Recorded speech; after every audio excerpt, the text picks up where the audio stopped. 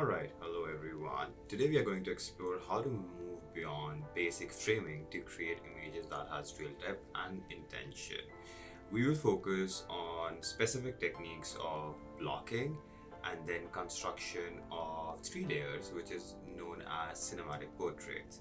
So we begin with this technique called blocking. Blocking is this intentional act of obstructing a significant portion of a frame using things around you, the environmental factors. So think of it as a sort of this exaggeration. So this is an exaggerated in your face version of layering that uses a lot of negative space to simplify your composition. So when you're starting out, the best way to practice is to embrace the darkness around you or a lot of negative space. So don't be really afraid to use heavy shadows or physical objects in front of you.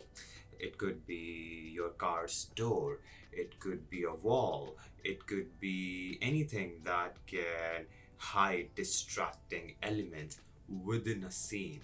So by using absence of light or a solid object that blocks out 50% or more of your frame, you force the viewer to focus entirely on the core focus of the story that you wanna capture.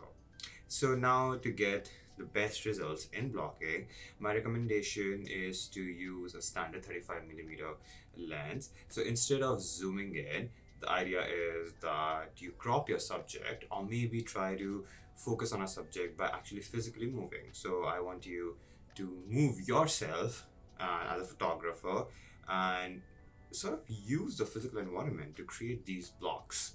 So if you're struggling to see the shapes, try shooting in high contrast black and white.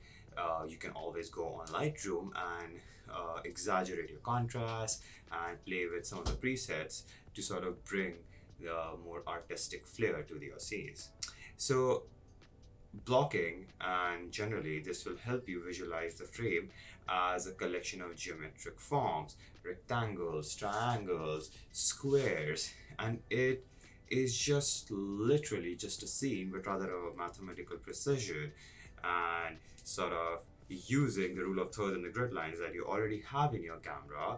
It's much easier to identify where a block of shadow can help simplify a really busy background. Now, moving on, I want to move from blocking to create cinematic portraits. Now, these are portraits that are used in a lot of advertising. You can see in a lot of screen grabs or still shots of actual movies. This is a technique a lot of cinematographers might use. So this distinguishes what you might what you might see as a basic portrait shot versus a portrait shot that looks more professional or it feels more immersive. Alright, so the idea with cinematic portrait is mastering the depth of field we have already known and we have already talked about shallow depth of field in portrait photography, but a truly cinematic shot is rarely flat. Instead, it really utilizes three distinct layers: the foreground, the middle ground, that's your subject that you're focusing on, and the background.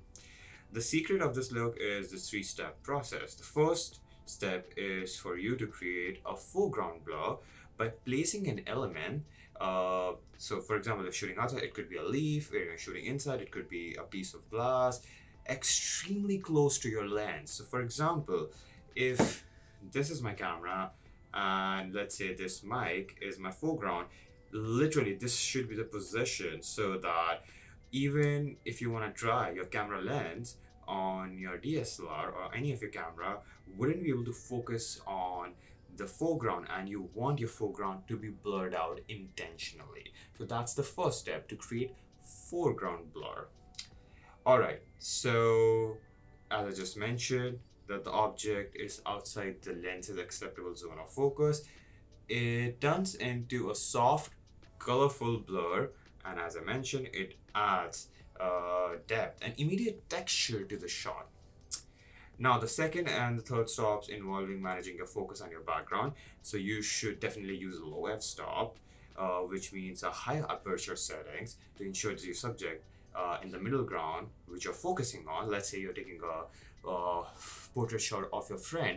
So let's say foreground blur, then the middle ground should be the person, let's say me. So I will be your focus. So you make sure that your camera lens is literally close to the object in front of you. Focus your middle ground, that's the subject that you're focusing on, and then the idea is that the background is sort of blurred out.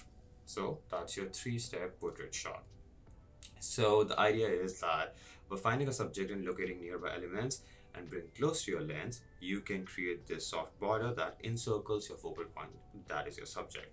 This will add a sense of depth that pulls the viewer into the image, and this is how we actually see stuff in real life as well. That's why it's a cinematic shot, and that's why viewers like us, when we see shots like these, subconsciously we associate it with reality without even realizing it. So, for this week, I want us to practice blocking and cinematic portrait with a bunch of prompts.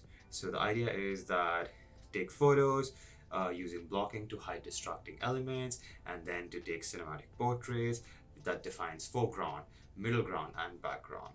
Alrighty, I'll look forward to seeing how you guys use these strategies to transform your photography more creatively and more cohesively. Alright, thank you so much.